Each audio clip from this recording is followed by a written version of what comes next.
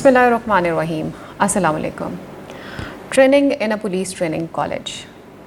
When we say this, what comes to our mind is a set of lesson plans about the different subjects of law, about the drill, physical training, and training about the weapon handling, where all these subjects and skills are taught according to a predetermined and the approved syllabus.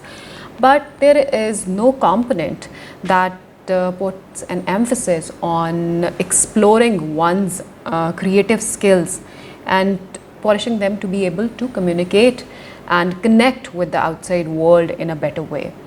Today I'll talk about one of these skills to help you start exploring your own self and to look for those creative skills. Painting is a form of visual art that is recognized throughout the world as one of the most powerful ways to express one's emotions and to connect with others. First of all, I'll share with you one of the astonishing facts about the worth that is attached by the world to this art. I have made a comparison of the worth or the cost of 4 of the paintings by the painter Mark Rothko with the salaries of all the employees or all the force of the Punjab police. These are 4 paintings by Mark Rothko. First one costs 186 million, second one costs 86.9 million, third one costs 81.9 million, and the fourth costs 75.1 million. And as you can see, these are the combinations of different colors by the painter Mark Rothko, who is known for his large-scale paintings of rectangular fields of expression. And he has tried to express these emotions through these colors. Now, let us see this comparison. The total cost of these 4 paintings is $429 million. And if we convert it into Pakistani rupees, the cost, it becomes 121.6 billion Pakistani rupees.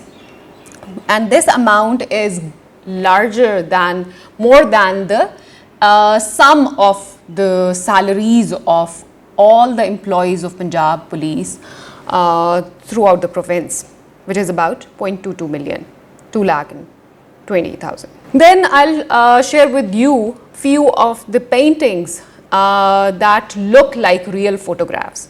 The details that are painted by the author on this canvas, it gives an impression as if the picture or the painting is the real picture of that landscape or that person, whatever is painted.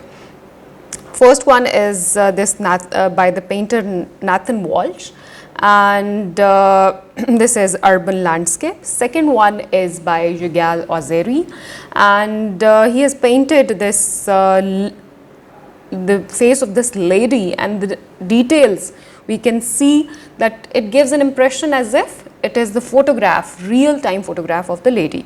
This is another painting of a fruit that looks like a photograph, then another painting of a citrus fruit, another painting of the eye, of human eye, that gives an impression as if this is a real photograph of this eye. Then this is the painting of an iceberg. Now I'll show you various pencil works or the sketches that actually look like the real photographs, black and white photographs. These are some of the examples, and as you can see, the details and the shades of the light, they actually look like the real photographs. Now, what is art? Art is actually a medium of expressing one's emotions, and there are various forms of art. Painting is one of them. Some people like to express their feelings or emotions by writing different pieces of prose and poetry. Some people express their feelings by painting on canvas. Some express these feelings by dancing. So there are various mediums through which we can communicate with the world and express our emotions, and it actually helps one to reach the self-actualization, to realize what one is thinking and to communicate it with the world. And an important thing about art and painting is that there are very few rules to art. It is opposite to what science is. Science is, as there are many rules in science and certain phenomena are defined within the limits defined by these rules. But in case of art, anything that an artist says that this is his art is considered to be a piece of art and is considered an expression of his emotions. And the painting or art, it evolves with history. As the time passes and the humans pass through different phases of life, and as the culture evolves, as the political, social, economic conditions change, the expression of art or emotions also changes, and painting also change, and all these factors that are there in the life of human beings, all these have a reflection in their paintings. Today I'll take you through a journey of the evolution of paintings through the history. First of all, if we talk about the prehistoric times, these were the times when we do not find a proper documentation of the history. Even from those times, we find that there were pieces of art there human beings used to paint on different walls of the caves, because those were the times when people used to live in caves. They used caves for various purposes, for various social gatherings, and as you can see in these slides, different scenarios or themes that actually existed during those times are depicted through these paintings on these cave paintings. Then these are some of the ancient Egyptian art, and the theme that dominates these paintings are from the life of those times. As you can see, there are mummies in these paintings. There is an image of the kings or the pharaoh, and what qualities were there to be the king, the power, the strength. As you can see that the king is shown to be larger, taller than the other creatures, and the themes of hunting are there. Next was the classical art. This era is from 6th century before Common Era to 5th century Common Era, and it is exemplified by ancient Greek and Roman civilizations. Those were the huge civilizations. These are considered to be the great civilizations of history, and the art also evolved during these civilizations. We can see the harmony, balance, and the idealized human figures in these paintings. You can see the finesse as compared to the paintings that we have seen from the prehistoric and the ancient times. Then is the medieval and Byzantine art. This was a time when there was the dominance of the religion. So the same theme is seen in the paintings of those times. We see the figures of Christ and Mary and different religious rites in the paintings of this era. Then there is this period, the Renaissance period, and the art that was made or produced in that period was also depicted the themes, the values of those times. And we can see a shift from the religious theme. There, the important artists were Leonardo da Vinci, Michelangelo, and Raphael. And there was a shift, and there was a revival of the classical ideals, as you can see in these paintings of those times. Then is Baroque and Rococo art, which is characterized by ornamentation and the delicate style. And there were huge buildings and palaces that were decorated through these paintings, and these themes were seen all over the buildings and inside those buildings in the pieces of furniture. Then was a time that is neoclassical and romantic art. From 18th century to 19th century, this art had inspiration from the ancient Greek and Roman art.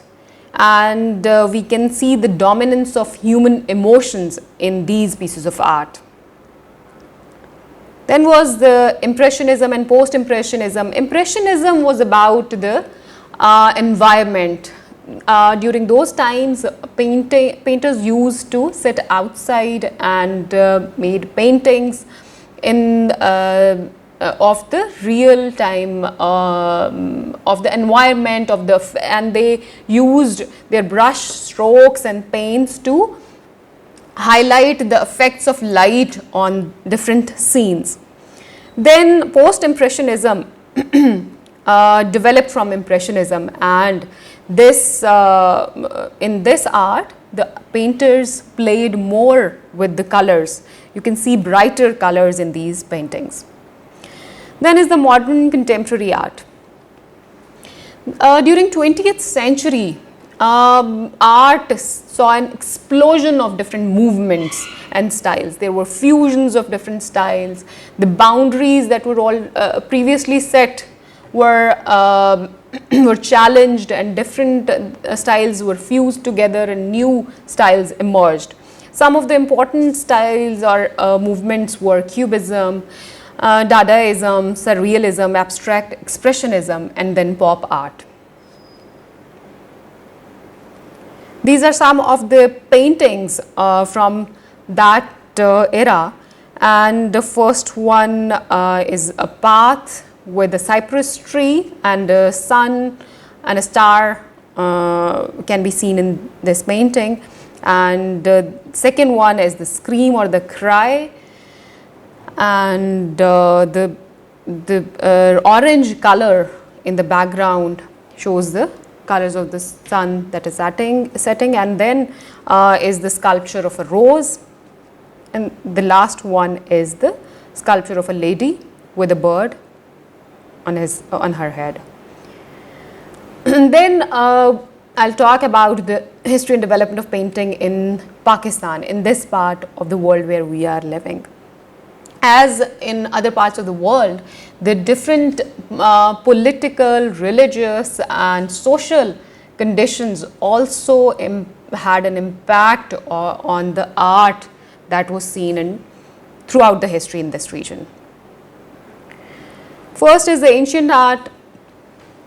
We all know about the Indus Valley civilization, about the civilizations that are found in Harappa, in Mohenjo-daro. There are various pieces of art that were found on different articles, for example on poetry, and all these paintings they give an idea about the way of the life of those people who were living during those times. Then with the advent of Islam in this region, the religious impact that Islam had can also be seen in the paintings of those times. Calligraphy evolved. The Persian influence can be seen in these paintings. Then during the Mughal time, the paintings of the kings or the Mughal rulers are there, and the paintings depict different scenes of the courtrooms that were there during those times. Then during the Sikh Empire, this paintings having the images of Sikh gurus can be seen.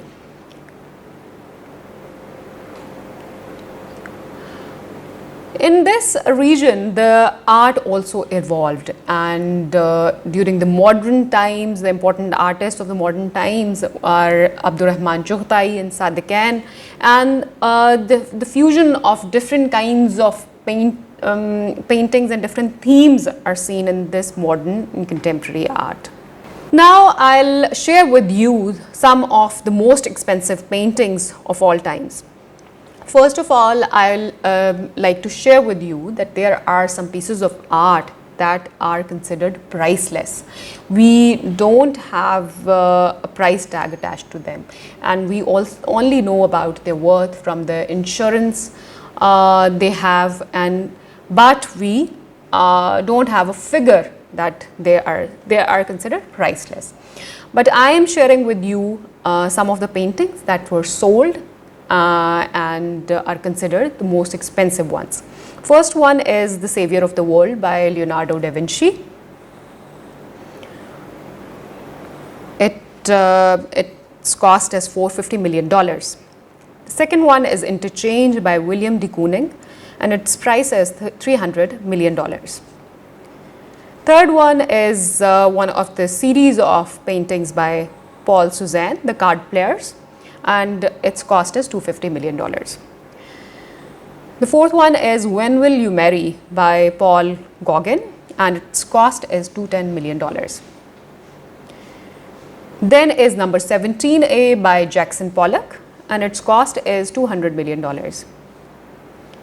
The Standard Bearer by Rembrandt, its cost is $198 million. Then Short Sage Blue Marilyn by Andy Warhol, its cost is $195 million. The next one is Portraits of Martin Solomon and Oppian Coppet. It's by Rembrandt van Rijn, and its cost is $180 million.